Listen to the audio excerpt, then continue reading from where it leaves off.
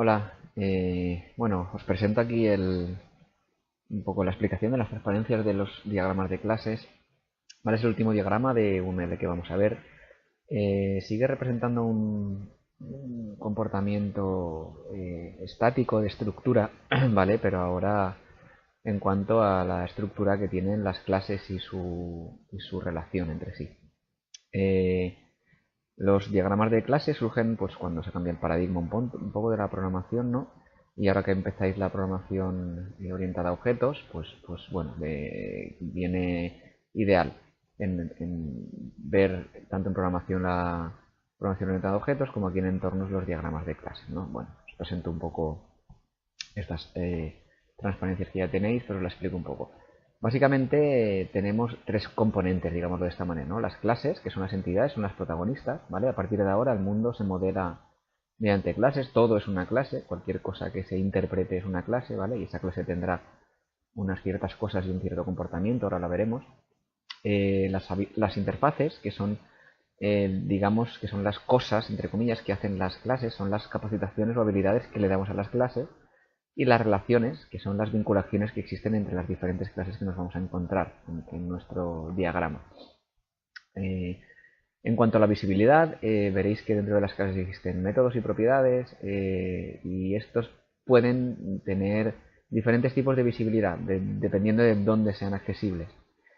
Pública se marca con un más a la izquierda de lo que queramos marcar, ¿vale? Y son accesibles desde cualquier parte, ese método o ese atributo o esa característica. Paquete, que son accesibles desde cualquier clase del mismo paquete, se pueden establecer paquetes, que son una especie de agrupaciones de clases. Protegidas, que solo son accesibles desde la clase a la que pertenecen y desde las descendientes. Cuando veamos esto de herencia entenderéis un poco qué es esto. Y privadas, si son únicamente visibles desde la clase a la que pertenecen, ¿vale? Bueno, representación de una clase. Una clase se representa como esto que hay aquí, ¿vale? En lo cual está el nombre de la clase arriba. Siguiente rectángulo inferior tenemos los atributos con esta visibilidad. Sobre todo utilizaremos la pública y la privada, o la pública o la privada. Estas dos, bueno, para que sepáis lo que son, pero nosotros solo utilizaremos la pública y la privada. Estos son los atributos o características, ¿vale? De esta clase. Y luego aquí tenemos las operaciones o los métodos, lo que puede hacer esta clase. Digamos lo que esto de aquí, ¿vale? Son las características que tiene adheridas la clase perro, un nombre, una fecha de nacimiento, bueno, unos dueños, lo que sea. Y aquí lo que puede hacer el perro, las operaciones que puede hacer o los métodos que puede hacer. Puede ladrar, puede dormir, etc. Bueno, las relaciones, vamos a lo importante. ¿Cómo se relacionan las clases? Bueno, vamos a ver todos no, algunos de los tipos de relación hay más, pero solo me interesan los que os voy a comentar. La asociación surge de una relación estructural, ¿vale? Y es simplemente una asociación entre una clase y otra. Taxi y chofer, ¿vale? Esta relación, veréis que tienen bastante relación o semejanza con los diagramas entidad-relación de las bases de datos. Bueno, en este caso taxi y chofer, pues como podéis entender, pues un taxi es conducido por un chofer conduce un taxi, ¿vale? El taxi, en este caso, tiene dos atributos, un chofer y una matrícula, ¿vale? Y tiene dos métodos que pues son, digamos, de mostrar el chofer y mostrar la matrícula, de aquí, esto de aquí, ¿vale? Y el chofer tiene un nombre y tiene un método get, ¿vale? Nombre. Fijaos que después, con los dos puntos, nos estamos diciendo el tipo de datos, ¿vale? Que es. Puede existir una flecha de navegación o no. Si existe la flecha de navegación, la flecha nos indica dónde está el atributo el cual cogemos en la otra clase. Pues por ejemplo, taxi, veis que tiene aquí un atributo que es chofer de tipo chofer. De tipo chofer no es un entero, no es un string, no es un carácter, es una clase. ¿Qué clase es esta de aquí, precisamente? ¿Vale? De ahí esta flecha de esta navegación, esta dirección de la flecha, ¿vale? Bueno, la agregación. La agregación también viene una relación estructural, pero se deriva un poco de la anterior. ¿Cómo surge esto de la agregación? Pues bueno, es cuando un objeto, digamos, una clase es agregada a otra clase. Digamos que en este caso de aquí, por ejemplo, la agenda, podemos entenderlo de este tipo, ¿no? La agenda contiene contactos o un contacto es agregado a la agenda. Siempre el elemento mayor es el que va a contener el rombo, ¿vale? Vacío, un rombo blanco. Y si os fijáis, básicamente la estructura va a ser esta, ¿vale? Una agenda contiene un contacto. Fijaos que un contacto tiene un nombre y un teléfono. Ya está, tan simple como esto. Y la agenda pues tiene un atributo, una característica que es contactos, que es un array, ¿vale?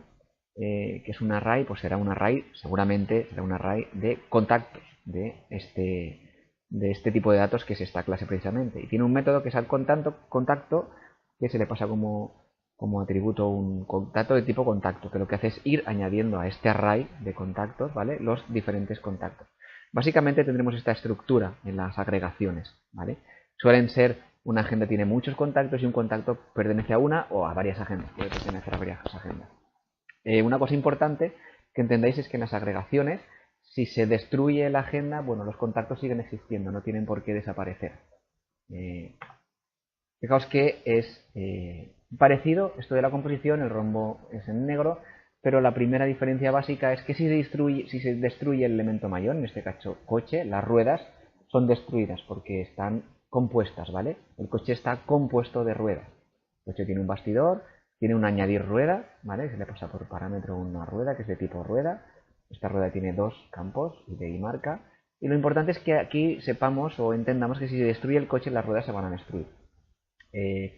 Y la multiplicidad suele ser, un coche tiene varias ruedas, en este caso 4, pero bueno, varias, y una rueda pertenece a un solo coche. La diferencia de antes es que un contacto podía pertenecer a más de una agenda, y aquí una rueda pertenece a un solo coche. Y la diferencia importante, como os he dicho, es que si se destruye la agenda, perdón, no se destruye el contacto, y aquí si se destruye el coche, sí se destruye la rueda, ¿vale?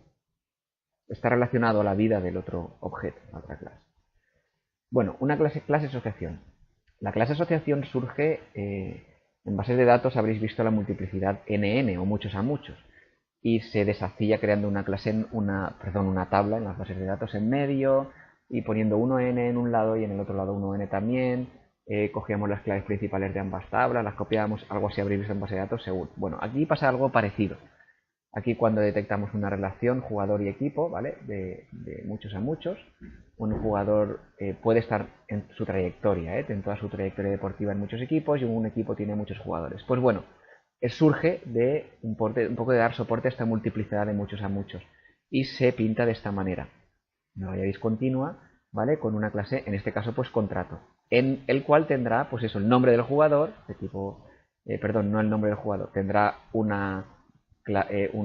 atributo jugador de tipo jugador de esta clase y un atributo equipo, ¿vale? Es este de aquí, ¿vale? Que será de tipo equipo. Aquí me he confundido y no es ruta, es equipo, ¿vale? Equipo de tipo equipo. Ruta debería ser equipo, lo siento.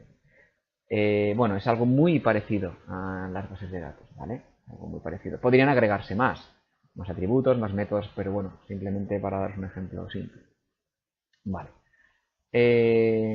La realización. ¿Qué es una realización? Bueno, la realización es cuando entran en juego las interfaces, ¿vale? Que para ver esto tendremos que ver qué es una interfaz. Bueno, una interfase es, como os he dicho antes, una capacitación, es una habilitación para que la clase haga algo. Bueno, es una relación de contrato y se usa para implementar una interfaz. Si la clase se compromete a cumplir este contrato, pues puede instanciar objetos, puede hacer objetos de esa clase. Si no se compromete, pues simplemente será una clase abstracta, que no sé si en programación llegaréis a realizar una clase abstracta, pero bueno, nos quedamos ahí. Para que lo entendáis, un ejemplo simple, un coche, ¿vale? Un coche, ¿vale? Implementa la interfaz volante y pito. Y esta interfaz volante tiene girar, un método que es girar, y pito que es pitar. Ya está. ¿Qué significa esto? Significa que el coche, si se instancian objetos de la clase coche, ¿vale? Tiene que cumplir lo que la interfaz nos dice. De esta manera, ¿qué ventajas tiene esto? Pues bueno, en este ejemplo, un conductor entra en el coche y ve el volante. Entonces, lo que da por sentado, la primera ventaja de todo esto es que si se gira el volante, el coche girará. No sabemos cómo, ni nos interesa, ni nos da igual, pero el coche girará. Si el volante gira a la derecha, girará a la derecha. Si el volante gira a la izquierda, girará a la izquierda. Esto de cumplir lo que el contrato que la interfaz nos dice significa que nosotros habremos definido girar en la interfaz volante y pitar en la interfaz pito. De manera que cuando yo instancio un objeto de la clase coche, si yo giro a la derecha, y yo lo he definido bien aquí, girará a la derecha. No puede ser que yo gire a la derecha y gire a la izquierda. Y que pite y que limpie el parabrisas. No. Si giro a la derecha, gira a la derecha. Y si giro a la izquierda, gira a la izquierda. Y si pito, pues hará un sonido. Nos da igual cómo pita, nos da igual cómo gira. El caso es que lo hace. Y el caso es que lo hace y el caso es que todos los coches que yo instancio de la clase coche, todos funcionarán de la misma manera. Todos girarán de la misma manera y todos pitarán de la misma manera. Son las ventajas de las interfaces. Bueno, aquí tenéis un poco el ejemplo en grande.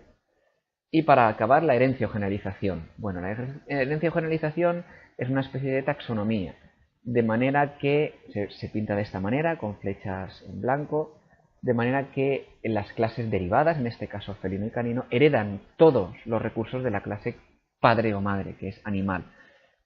Aquí en este ejemplo tenemos una clase animal que tiene unos atributos de foto, tipo comida y edad, y tiene unos métodos que es comer y rugir. Bueno, pues todos los que hayan por debajo de animal, todos tendrán estos atributos, independientemente que después cada uno se especialice con los suyos propios. Pero todos los felinos tendrán una foto, un tipo de comida, una edad, todos comerán y todos rugirán. Y los caninos exactamente igual. Todos tienen una foto, un tipo de comida, un tipo de edad. Luego se especializan. Pues bueno, luego se puede especializar aquí con diferentes cosas o simplemente con especializaciones de que hagan el rugir sea diferente para el felino o canino, pero todos rugen, ¿vale? Recordad, todos los que hay por debajo heredan los atributos y los métodos que hay en la clase padre de arriba. Y aquí tenemos un ejemplo más o menos de lo que sería un diagrama de clases, ¿no? Pues bueno, vamos a intentar interpretar un poco. Vemos que aquí tengo un torneo, ¿vale? Un torneo, esto es una relación de composición, está compuesto de encuentros. Si el torneo se elimina, se eliminan los encuentros. Veis que aquí está puesta la multiplicidad, ¿vale? Un encuentro pertenece a un torneo puede tener uno o más encuentros. El encuentro tiene este método, este atributo y este método. Fijaos que aquí pone método type, esto es simplemente un ejemplo, no hay nada especificado, ¿vale? Y entre encuentro y jugador hay tres relaciones que son muy parecidas, digamos que son las mismas, de agregación. ¿Por qué tres de agregación y exactamente igual? Pues bueno, porque un encuentro se compone de dos jugadores y de un ganador, ¿vale? Entonces, ¿cómo hacer eso? Pues bueno, en este ejemplo lo hemos resuelto de esta manera. Tiene una agregación de jugador 1, por eso se pone aquí este atributo para especificar cada relación exactamente qué es lo que estoy haciendo, jugador 1, jugador 2 y en esta relación el ganador, ¿vale? Tener en cuenta que si se destruye el encuentro, los jugadores siguen existiendo. Y esa es la multiplicidad, pues bueno, 1, 1 en este caso. Un jugador, mirad, que es una clase que hereda las cosas de persona. Yo tengo por un lado persona, que tiene DNI, tiene nombre, tiene un método, y tengo por otro lado jugador que va a heredar el DNI, va a heredar el nombre, va a heredar este método, y aparte, pues tendrá un número de federación y otro método diferente, ¿vale? Y el jugador, ¿vale? Implementa la interfase y jugador, que es jugar. O sea, todos los objetos que yo instancio de la clase jugador se comprometen a jugar de la misma manera. Esto si estamos haciendo, pues yo que sé, un campeonato de ajedrez, todos los jugadores se comprometen a mover, por ejemplo, jugar las piezas de determinada manera, que la torre vaya en horizontal y vertical, que el alfil en diagonal, yo que sé, etcétera, ¿vale? Bueno, hasta aquí los diagramas de clases. Os pondré un ejercicio, ¿vale? Y lo comentaremos para su resolución. Venga, un saludo.